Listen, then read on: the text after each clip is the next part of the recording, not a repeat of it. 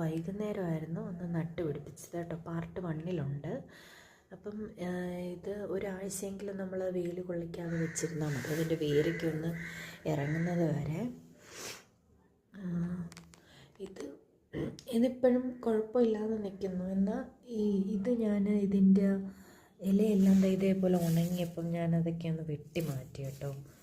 ഒന്ന് നല്ലതുപോലെ വേരൊക്കെ ഒന്ന് നല്ലതുപോലെ പിടിച്ചതിന് ശേഷം നമുക്ക് വെയിൽ കൊള്ളിക്കാം.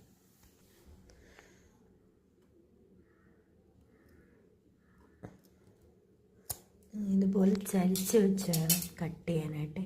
അപ്പം അവിടെ പുതിയ ബ്രാഞ്ച് കിളിക്കുന്നത് വരെ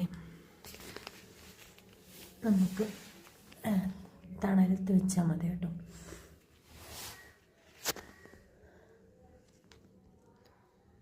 അത് കഴിഞ്ഞിട്ട് നമുക്ക് ഇതിനകത്തുള്ള വളം ചേർത്ത് കൊടുക്കാം.